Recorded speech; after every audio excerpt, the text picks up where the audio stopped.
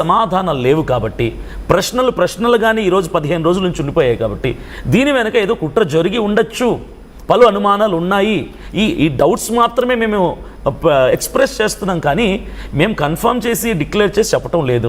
మాకు కొన్ని వేల ఫోన్లు వస్తున్నాయి, వాళ్ళు మాకు ఫోన్ చేసి అన్న ఇది ఖచ్చితంగా హత్యే అని ప్రజలు మాట్లాడుతున్నారు తప్ప మేము టీవీ ముఖంగా మీడియా ముఖంగా మాట్లాడితే ప్రజలు రెచ్చగొట్టినట్లు ఉంటుందని మేము ఒకవేళ మనసులోది హత్యనే అనుకున్నప్పటికీ కూడా బయటకు మాత్రం మాకు అనుమానమే అని, ఎందుకంటే డిపార్ట్మెంట్ వాళ్ళని మేము గౌరవిస్తాం, అధికారులకి లోబడమని మా వాక్యం, మా దేవుడు, మా బైబిల్ మాకు నేర్పించింది. కాబట్టి ఏది మాట్లాడినా సరే లాజికల్గా కొంచెం అగ్రెసివ్గా మాట్లాడినా సరే లాజికల్గానే ఉన్నది ఉన్నట్టుగా న్యాయపక్షం నిలబడి మాట్లాడుతుంది.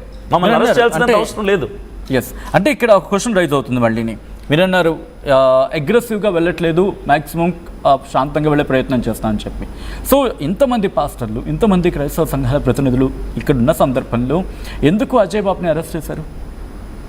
అజయ్ బాబుని అరెస్ట్ చేయడం గల కారణం ఒకటండి, అతను కొంచెం అంటే బియాండ్ లిమిట్స్ మాట్లాడాడు అని అనుకోవచ్చు. ఇతర దేవీ దేవతల కోసం ఆయన మాట్లాడిన మాటలను బట్టి వారి మనోభావాలు దెబ్బతిన్నాయి, వాళ్ళు కేసులు పెట్టారు, అతన్ని అరెస్ట్ చేశారు. ఇక్కడ నేను లేవనెత్తే ప్రశ్న ఏంటంటే, సరే అజయ్ బాబు చేసింది తప్పు అయితే అతన్ని అరెస్ట్ చేశారు. ఇప్పుడు మరి అటువైపు ఉన్నటువంటి క్రైస్తవ్యానికి వ్యతిరేకంగా ఉన్నటువంటి కొంతమంది, ఇప్పుడు హమారా ప్రసాద్ కావచ్చు, కరుణాకర్ సుగుణ కావచ్చు, రాధా మనోహర్ దాస్ కావచ్చు, లలిత్ కుమార్ కావచ్చు, పార్వతి కావచ్చు, వీళ్ళందరూ కూడా ఉదయం లేచిన దగ్గర నుంచి వాళ్ళ యూట్యూబ్ ఛానల్స్ అన్నీ రన్ చేస్తుందే కేవలం క్రైస్తవుల మీద బురద చల్లటం, క్రైస్తవ దేవుణ్ణి హేళన చేయటం, క్రైస్తవ గ్రంథమైన పరిశుద్ధ బైబిల్ గ్రంథాన్ని వ్యంగ్యంగా మాట్లాడటం, గొర్రెలు అనటం, శవం అనటం, ఎండిపోయిన శవం అనటం, 2 చెక్కల మధ్య వేలాడేటోడు అనటము, ఎడారి మతాలు, ఇలా రకరకాలుగా వ్యంగ్యంగా లకారాలు మకారాలు కూడా వాడుతూ దుర్భాషలాడుతూ బియాండ్ లిమిట్స్ వెళ్ళిపోయి వాళ్ళు మాట్లాడుతున్నారు. క్రైస్తవులు కూడా పాస్టర్లు కూడా వాళ్ళ మీద కేసులు పెట్టాం, మరి వాళ్ళని ఎందుకు ఇంతవరకు అరెస్ట్ చేయలేదు? వాళ్ళ మీద ఎందుకు ప్రభుత్వం యాక్షన్ తీసుకోవట్లేదు? వాళ్ళని ఎందుకు అరెస్ట్ చేసి లోపల పెట్టట్లేదు? అజయ్ బాబు చేసింది తప్పు అయితే మరి వాళ్ళంతకంటే 10 రెట్లు తప్పు చేశారు, వాళ్ళ మీద కేసులు పెట్టాం, ఇతని మీద కేసు పెట్టాడు, ఇతన్ని సడన్గా తీసుకెళ్లి లోపలేశారు, వాళ్ళని ఎందుకు బయట తిరగనిస్తున్నారు? చట్టము ఎవరికి చుట్టం కాదు, చట్టం తన పని తను చేయాలి కదా, మరి ఎందుకు చేయట్లేదు? అంటే క్రైస్తవుల పట్ల ఒక రకంగా ప్రవర్తిస్తూ ఇతరుల పట్ల ఒక రకంగా ప్రవర్తించడం న్యాయంగా ఎందుకు ప్రవర్తించడం లేదు? ఎస్, అజయ్ బాబు గారు మహా అయితే 6 months 1 year నుంచి ఎప్పుడైతే ప్రెస్ మీట్కి వచ్చి మాట్లాడుతున్నారో, యూట్యూబ్ ఛానల్స్లో మాట్లాడుతున్నారో, మేబీ 6 months 1 year నుంచి మాత్రమే ఆయన మాట్లాడుతున్నారు. దట్టు ఎదుటి వ్యక్తికి ప్రశ్నించే ప్రశ్న బట్టి ఆయన సమాధానం ఇస్తున్నారు, అంతే తప్ప ఈయన మట్టుకి నేను ఛానల్ పెట్టుకొని దేవీ దేవతలు మాట్లాడడం కానీ దూషించడం కానీ ఏ విషయంలో చేయలేదు. ఈవెన్ మా ఛానల్స్ అయినా, సమ్ అదర్ క్రిస్టియన్ ఛానల్స్ అయినా, ఏ క్రిస్టియన్ ఛానల్లో కూడా ఎవరు వ్యతిరేకంగా మాట్లాడలేదు. ఎవరైతే యూట్యూబ్ ఛానల్ వాళ్ళు పిలిచి మరి ఇంటర్వ్యూ చేస్తున్నారో వాళ్ళు ప్రత్యేకంగా అడిగిన ప్రశ్నలు బట్టి ఆయన సమాధానం చెప్పారు తప్ప దానికి నుంచి ఏ సమాధానం లేదు. ఇంకో మీద చూసుకుంటే రాధా మనోహర్ దాస్ 5 to 10 years మీరు ఛానల్ 5 years దగ్గర ఛానల్ చూస్తే ప్రత్యేకంగా కేవలం రైల్వే స్టేషన్లో, బస్ స్టాండ్లో, ట్రైన్స్లో ఎక్కడ పడితే అక్కడ నిలబడి క్రైస్తవుల్ని దూషిస్తూ మాకు వచ్చే ఫోన్ కాల్స్ మీరు చూస్తే, మెసేజెస్ చూస్తే, రాధా మనోహర్ దాస్ నెంబర్ మాకు ఇవ్వండి, వాడిని కొడతాం, వాడిని తంతాం, వాడి అడ్రస్ మాకు చెప్పండి అని చెప్పి ఎన్నో ఫోన్స్ మాకు వస్తున్నాయి. మేము పట్టించుకోలేదు, వాడు అట్లనే మాట్లాడితే మనకు అవసరం లేదని ఇన్ని రోజులు కామ్గానే వస్తున్నాం.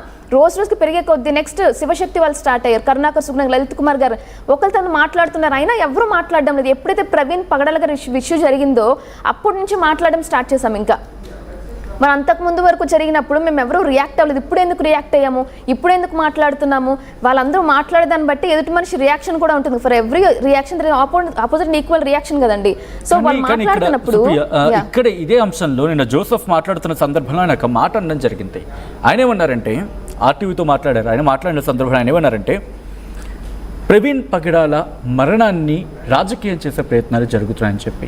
నిజంగా ప్రవీణ్ పగడాల మరణాన్ని రాజకీయం చేసే ప్రయత్నాలు జరుగుతున్నాయా? ఒకటి నేను చెప్తానండి, ఎందుకంటే ఆయన క్వశ్చన్ రైజ్ చేశారు. ఈ ఘటనకు ముందు కూడా పాస్టర్లు మరణించారు, అప్పుడెవరు మాట్లాడలేదు, ఇప్పుడు సడన్గా అందరూ తెర మీదకి వస్తున్నారు, మాట్లాడుతున్నారు, దీన్ని రాజకీయం చేసే ప్రయత్నం జరుగుతుందంటూ. ప్రవీణ్ పగడాల గారి యొక్క మరణం చాలా డైజెస్ట్ చేసుకోలేని స్థితిలో, అంతెందుకండి నేను పర్టికులర్ నా విషయానికి వస్తే నైట్ పడుకుంటే నిద్ర పట్టట్లా. మాకు వస్తున్న ఫోన్ కాల్స్ అన్ని థౌజండ్స్ ఆఫ్ కాల్స్ మేము అటెండ్ చేస్తాం. అందరూ చెప్తుంది ఏంటంటే నిద్ర పట్టడం లేదన్నా, కళ్ళు మూసిన కళ్ళు తెరిచిన ఆయనే కనిపిస్తున్నాడు.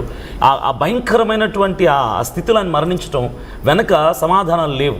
అయితే ఆ జోసెఫ్ ఎవరైతే ఉన్నారో ఆయన ఒక మాట చెప్పాడు, రాజకీయం చేస్తున్నారు. రాజకీయం అంటే ఏంటండి? ఇప్పుడు నేను మాట్లాడుతున్నా, నేను ఏ పార్టీకి చెందిన వాడిని కాదు కదా, నాకు రాజకీయం చేయాల్సిన అవసరం ఏముంది? పోనీ నాకేమైనా ఫండ్ వస్తుందా ఆయన కోసం మాట్లాడితే? ఏ పాస్టర్ కూడా ఏ రాజకీయ పార్టీలో లేరు. ఎవరు ఏది రాజకీయం చేయటానికి అవసరత లేదు. మేము అడుగుతుందంట కూడా న్యాయం జరిగించండి, న్యాయం చేయండి, ఉన్నది ఉన్నట్టుగా సత్యాన్ని బయటికి తీసుకురండి, నిందితులు ఎవరైనా మరణం వెనకలు ఉంటే వాళ్ళని శిక్షించండి. ఇవి మాత్రమే మేము కోరుతుంటే ఇవి కూడా మాట్లాడడం రాజకీయం అంటే అసలు జోసెఫ్ అనే వ్యక్తి ఎవరైతే కేసు పెట్టారో అతను అతను చేస్తున్న వ్యాఖ్యలు చాలా తప్పు. అతను సరిగ్గా మాట్లాడే విధానం కూడా లేదు. అతని వెనకల ఎవరో కొంత టీం ఉండి అతన్ని ఫోర్స్ చేసి సపోర్ట్ చేసి ఈ కేసు పెట్టించారని ఆయన మాటల విధానాన్ని చూస్తేనే ఎవరికైనా అర్థమైపోతుంది సార్ క్లియర్గా. సో అతని కేసు పెట్టింది కదా, అతని వెనకాల సపోర్ట్ ఉంది. ప్రవీణ్ పగడాల గారి విషయంలో ఎందుకు ఇన్ని అనుమానాలు వస్తున్నాయంటే మాకు డైలీ వచ్చే ఫోన్ కాల్స్, మెసేజెస్, ఎవరైతే క్రిస్టియన్స్ ఉన్నారో, క్రైస్తవ సమాజం ఎవరైతే ఉన్నారో మా వాట్సాప్స్కి రిలీజ్ చేసిన సీసీ ఫుటేజెస్ కానీ ఆ ఫొటోస్ కానీ పంపించి అక్కడ ఏ దృశ్యం అయితే మాకు కనిపించిందో, ఒక డెడ్ బాడీ అక్కడ కనిపించిందో అక్కడ మార్క్స్ ప్రతి ఒక్కరు ఇన్వెస్టిగేటర్స్ లాగా ప్రతి ఒక్క సిబిఐ ఆఫీసెస్లో వర్క్ చేస్తున్నారు. ఆ బార్ షాప్కి వెళ్ళడము, ఆ స్పాట్కి వెళ్ళడము, టాలీ చేయడము, ఫోటో టాలీ చేయడం, బైక్ టాలీ చేయడము, ఆయన హెల్మెట్ టాలీ చేయడం, ప్రతిదీ టాలీ చేసి మాకు వాట్సాప్ ఇది చూడండి. వీళ్ళందరూ ఆఫ్ స్క్రీన్లో ఉన్నారు, ఆన్ స్క్రీన్లోకి వచ్చి మాట్లాడుతుంది వీళ్ళు. కాబట్టి వీళ్ళే రెచ్చగొడుతున్నారు, వీళ్ళే మాట్లాడుతున్నారు, వీళ్ళే దీన్ని హత్య నిర్ధారిస్తున్నారని మాట్లాడుతున్నారు. ఇదే అంశాన్ని ఆయన కూడా పాయింట్అవుట్ చేయడం జరిగింది. ప్రభుత్వానికి సంబంధించి ప్రభుత్వాన్ని కూడా రెచ్చగొట్టడానికి ప్రయత్నం చేస్తున్నారు అనే అంశానికి సంబంధించి ప్రజల్ని మేము రెచ్చగొట్టట్లేదండి. వాస్తవానికి చెప్పాలంటే సుప్రియ గారు చెప్పారు కదా, ఇప్పుడు క్రైస్తవులందరూ మాకు ఫోన్లు చేసి మాకిచ్చే ఇన్ఫర్మేషన్ బట్టి వాళ్ళ సందేహాలని మా దగ్గర వ్యక్తపరుస్తుంటే వాళ్ళు ఏమంటున్నారంటే, అన్న మేము మాట్లాడదామంటే మాకు యూట్యూబ్ ఛానల్స్ లేవు, మేము మాట్లాడితే మహా అయితే 4-5 మందికి తెలుస్తుంది, మా అందరి పక్షంని మీరు మాట్లాడండి. ఈరోజు ప్రతిరోజు మేము మాట్లాడే మాటలన్నీ కూడా మాకు ప్రజల నుంచి వస్తున్నటువంటి అనుమానాల్ని వాళ్ళ తరపున మేము వ్యక్తపరుస్తున్నామే తప్ప కొంతమంది ఏమంటున్నారంటే అభినయ్ దర్శన్ క్రైస్తవులు రెచ్చగొడుతున్నాడు, లేదంటే వీకేఆర్ క్రైస్తవులు రెచ్చగొడుతున్నాడు, అజయ్ బాబు క్రైస్తవులు మేము ఎవరిని రెచ్చగొట్టట్లేదు. క్రైస్తవులే మాకు ఫోన్లు చేసి మీరు ఇలా మాట్లాడండి అన్న మా డౌట్స్ ఇవి మీకు తెలియపరచండి ప్రజలకి, గవర్నమెంట్కి, మీరు మాట్లాడితే రీచ్ బాగుంటుంది అని మా వెనక ఉండి వాళ్ళే మమ్మల్ని ఫోర్స్ చేసి ముందుకు నిలబెట్టి మాట్లాడుతున్నారు తప్ప మేము ఎప్పుడు ఎక్కడ రెచ్చగొట్టలేదండి.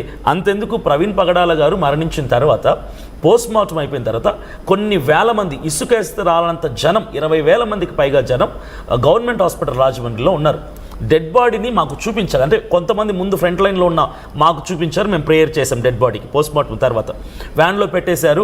అక్కడ నుంచి ఇంగ్లీష్ పదం బదులు మృతదేహం అనేది వాడే ప్రయత్నం చేద్దాం. బికాజ్ మీకు కూడా తెలుసు యూట్యూబ్ గైడ్ లైన్స్ కావచ్చు, కొంతమంది కలవరపడే అవకాశం ఉంటుంది కాబట్టి ఆ ఇంగ్లీష్ పదం బదులు మృతదేహం అనే పదం ఆ మృతదేహాన్ని మాకు చూపించారు, మేము ప్రార్థన చేసాం. తర్వాత అక్కడ నుంచి పంపించేస్తుంటే కొన్ని వేల మంది, 20,000 మంది జనం ఏ ఆందోళన చేయలేదు. అక్కడ మాకు చూపించండి అని కేకలేశారు తప్ప ఆ బండిని పగలగొట్టలేదు, బండిని కొట్టలేదు, అద్దాలు పగలగొట్టలేదు, తగలబెట్టలేదు, ఏమి చేయలేదు. మా క్రైస్తవులం అందరం కూడా మెయిన్గా ఏంటంటే అండి శాంతి సమాధానంతో ఉంటాం. ఇప్పుడు నేనే టీవీ ముఖంగా, ఇప్పుడు ఆర్టీవీ ముఖంగా కూడా మీరు రెచ్చిపోండి, తగలబెట్టండి, రోడ్ల మీదకి వచ్చి గోల చేయండి అంటే చేయరు. ఇప్పుడు నేను ఏది చెప్తే చేయరు. ఒక అజయ్ బాబు మాట్లాడినా సరే రెచ్చగొడితే రెచ్చిపోరు క్రైస్తవులు. వాళ్ళకంటూ ఒక సిద్ధాంతం ఉంది, వాళ్ళకంటూ ఒక బైబిల్ ఉంది, వాళ్ళకు తెలుసు ఎలా ఉండాలి, ఎలా ప్రవర్తించాలి, ఎలా రియాక్ట్ అవ్వాలి, ఎప్పుడు ఎలా రెస్పాండ్ అవ్వాలి. They know very well when to respond, how to respond. ఏదో నేను చెప్పానని చెప్పి రెచ్చిపోయేటువంటి వాళ్ళు కాదు క్రైస్తవులు. మేము రెచ్చగొట్టే ప్రయత్నం ఎక్కడా చేయలేదు.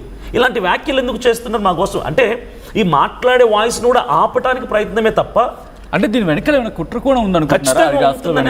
2 days బ్యాక్ అండి లలిత్ కుమార్ గారు వీడియో రిలీజ్ చేసి ఒక షార్ట్ వీడియో చూశాను. ఆయన ఏమంటున్నారంటే మా ఆడవాళ్ళ జోలికి వస్తా, లేదంటే మా హైందువుల జోలికి వస్తే 2 రాష్ట్రాలు తగలబడిపోతాయి, ఎలా ఉంటాయో చూస్తారని సవాల్ ఇస్తున్నారు ఆయన. మేము ఎప్పుడు ఎక్కడైనా వాక్యాలు చేయలేదే. ఇంతమంది గ్యాదర్ అవుతున్నారు, ఎక్కడైనా అల్లరి సృష్టించారా? ఎక్కడైనా అల్లరి చేసి అద్దలు పగలగొట్టడం కానీ, ఆటోలు పగలగొట్టడం కానీ ఎక్కడ అలాంటి సర్కమ్స్ ఎక్కడ జరగలేదు. ప్రతి ఒక్కరు ఒక నిరసన తెలియజే అక్కడ నిలబడి వెయిట్ చేస్తున్నారు. ఏంటి వస్తుంది సమాధానం, ఏం చెప్తారు పోలీసులు, ఏం చెప్తారు డాక్టర్స్ అని ఆన్సర్స్ కోసం ఎదురు చూస్తున్నారు. జనం పోగైపోయి చూస్తున్నారు తప్ప ఎక్కడ ఎలాంటి ఇష్యూస్ క్రియేట్ చేయలేదే.